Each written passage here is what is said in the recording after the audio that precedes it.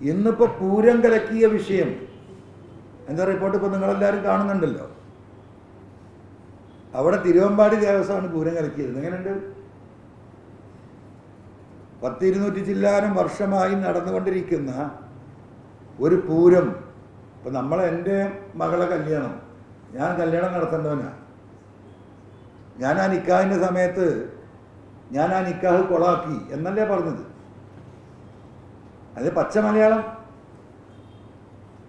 ആരാണോ അതിൻ്റെ ഉത്തരവാദിത്തം ഏറ്റെടുത്ത് നടത്തേണ്ടത് അവരുടെ കരടിയിലേക്ക് തന്നെ ഇട്ട് കൊടുക്കുകയാണ്. വാദിയെ പ്രതിയാക്കുക നമ്മൾ കേൾക്കാറുണ്ട്. ഇത് പ്രതിസ്ഥാനത്തിൽ അതിനപ്പുറം വേറെ വല്ല സ്ഥാനമുണ്ടോ എന്ന് നോക്കണം. അപ്പൊ പരിപൂർണമായിട്ടും ഓരോ ഘട്ടത്തിലും ഈ റിപ്പോർട്ട് ഇനി കോടതിയിൽ കൊടുത്തെങ്കിലേ നമുക്കൊരു സ്റ്റെപ്പ് എടുക്കാൻ പറ്റും. പ്രിയപ്പെട്ട കേരളത്തിലെ 3.5 കോടി ജനങ്ങൾക്ക് ശ്രദ്ധിക്കേണ്ട ഒരു കാര്യം, എല്ലാം പോട്ടെ, റിദാൻ ബാസിൽ കേസ് അവിടെ നിൽക്കട്ടെ, സ്വർണ്ണക്കള്ളക്കടത്ത് അവിടെ നിൽക്കട്ടെ, ഈ പറയുന്ന ഞാൻ ഉന്നയിച്ച മറ്റു പരാതികൾ അവിടെ നിൽക്കട്ടെ, അദ്ദേഹത്തിൻ്റെ സ്വത്ത് സമ്പാദനവുമായി ബന്ധപ്പെട്ട് ഞാൻ കൃത്യമായി കൊടുത്ത ഡോക്യുമെൻ്റ് 33,80,000 അദ്ദേഹം എന്ത് വാങ്ങുന്നു? ഫ്ലാറ്റ് വാങ്ങുന്നു. 10 ദിവസം കഴിഞ്ഞ് 65 ലക്ഷത്തിന് വിൽക്കുന്നു. 33,80,000 രൂപ റൊക്കമായി പണമായി കിട്ടിയെന്നാണ് ആധാരത്തിൽ എഴുതിയിരിക്കുന്നത്. വാങ്ങുമ്പോൾ വിൽക്കുമ്പോഴും അതേപോലെ തന്നെയാണ്. സർക്കാർ അക്കൗണ്ടിൽ നിയമപരമായിട്ട് മുടക്കേണ്ട ഒരു പൈസയും മുടക്കിയിട്ടില്ല. പരിപൂർണമായും ഒരു കള്ളപ്പണ ഇടപാട്. ആ ഒരൊറ്റ കാര്യം മതി ഈ പറയുന്ന ഇപ്പം ഈ അന്വേഷണം റിപ്പോർട്ട് കൊടുക്കുന്ന ഉദ്യോഗസ്ഥന്മാർ ഇതിന് ഉത്തരം പറയേണ്ടി വരും. നമുക്കിതങ്ങ് കൈ കഴുകി കളയാൻ പറ്റുന്ന കാര്യങ്ങളല്ല ജനങ്ങളുടെ മുന്നിൽ പറഞ്ഞിട്ടുള്ളത്. ഈ രാജ്യത്തിൻ്റെ നിയമവ്യവസ്ഥ ഇവിടെ നിലനിൽക്കുന്നുണ്ടെങ്കിൽ കോടതിയെ ഡയറക്റ്റായിട്ട് ബോധ്യപ്പെടുത്താൻ കഴിയുന്ന കാര്യങ്ങൾ ഞാൻ ഈ പറഞ്ഞ പരാതിയിലും കൊടുത്ത തെളിവുകളിലുമുണ്ട്. ഏതൊരു സാധാരണ മനുഷ്യനും 10 മിനിറ്റ് കൊണ്ട് മനസ്സിലാകുന്നതിനുള്ള തെളിവുകൾ കൊടുത്തിട്ടുണ്ട്. അപ്പോൾ കേരളം എങ്ങോട്ടാണ് പോകുന്നത്?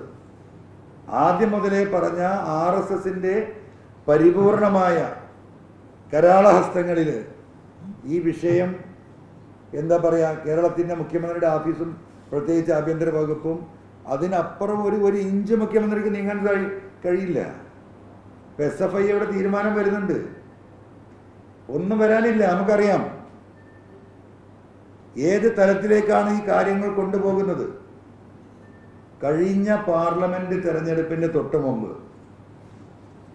BJPയുടെ ഏറ്റവും വളരെ സംസ്ഥാനത്തെ വളരെ ഉന്നതനായ ഒരു നേതാവ് തിരുവനന്തപുരത്തേക്ക് പോകുമ്പോൾ ട്രെയിനിലുണ്ട്. എനിക്ക് വ്യക്തിപരമായിട്ട് അറിയുന്ന ചെറിയൊരു സൗഹൃദമുള്ള വ്യക്തി കൂടിയാണ്. അന്ന് അദ്ദേഹം എന്നോട് പറഞ്ഞൊരു കാര്യം, അന്ന് കേരളത്തിലെ രാഷ്ട്രീയം ഞങ്ങളൊരു 3-4 മണിക്കൂർ ഏതായാലും ഫ്രീ ആണ് ഇന്ന് സംസാരിച്ച. അന്ന് അദ്ദേഹം എന്നോടൊരു കാര്യം പറഞ്ഞിരുന്നു, നിങ്ങൾ നോക്കിക്കോ, ഈ പാർലമെന്റ് തിരഞ്ഞെടുപ്പ് വരെ നിങ്ങളുടെ CPM ഇവിടുത്തെ ന്യൂനപക്ഷങ്ങളെ പ്രതീക്ഷിക്കുന്നുള്ളൂ. ഈ പാർലമെന്റ് തിരഞ്ഞെടുപ്പിൽ കൂടി CPMനെ കൈവിട്ടാൽ പിന്നീട് ഞങ്ങൾ തമ്മിലൊരു ധാരണയിൽ പോകും. 2026 തിരഞ്ഞെടുപ്പിൽ ഞങ്ങൾക്കൊരു 5 തൊട്ട് 10 സീറ്റ് ഞങ്ങൾ പ്രതീക്ഷിക്കുന്നുണ്ട്. അത് ഞങ്ങൾ ധാരണയുണ്ടാക്കും. ഞങ്ങളുടെ ലക്ഷ്യം 2031 ഭരണമാണ്. അത് ഈ പാർലമെന്റ് തിരഞ്ഞെടുപ്പ് കഴിഞ്ഞിട്ടില്ല, അതിനു മുമ്പാണ്. ഞാൻ ഓരോ ഘട്ടത്തിലും ഇതിങ്ങനെ ആ പറഞ്ഞ വാക്കുകൾ അദ്ദേഹം പറഞ്ഞത് ഞാനിങ്ങനെ റിവൈൻഡ് ചെയ്ത് കേൾക്കും. അതേ സ്റ്റെപ്പിലൂടെയാണ് ഇപ്പോൾ CPM യാത്ര ചെയ്തുകൊണ്ടിരിക്കുന്നത്. ആ പാർലമെന്റ് തിരഞ്ഞെടുപ്പ് കഴിഞ്ഞ റിസൾട്ട് വന്നതിൻ്റെ പിറ്റേ ദിവസം തുടങ്ങിയതാണ് ഈ ന്യൂനപക്ഷ വിരോധം ആവർത്തിച്ച് CPMന്റെ പല ലീഡർഷിപ്പും പറഞ്ഞുകൊണ്ടേയിരിക്കുന്നത്.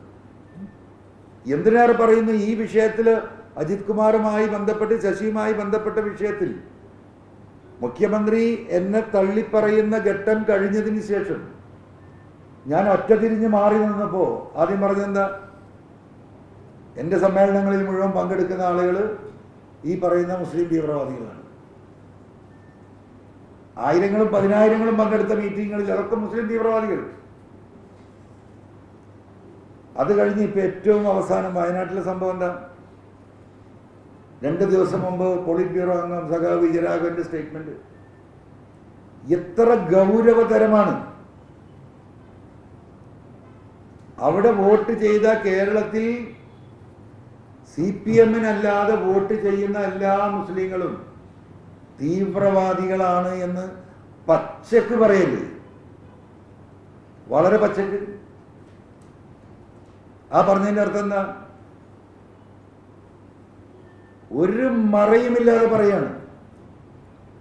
ഹിന്ദുത്വ തീവ്രവാദത്തെ CPM-നോട് അടുപ്പിക്കാൻ ഓരോ ഗ്യാപ്പും ഉപയോഗിച്ചുകൊണ്ടിരിക്കുകയാണ് കഴിഞ്ഞ 7 മാസമായിട്ട് ഈ പാർലമെന്റ് തെരഞ്ഞെടുപ്പിന് ശേഷം CPM-ന്റെ നേതാക്കന്മാർ.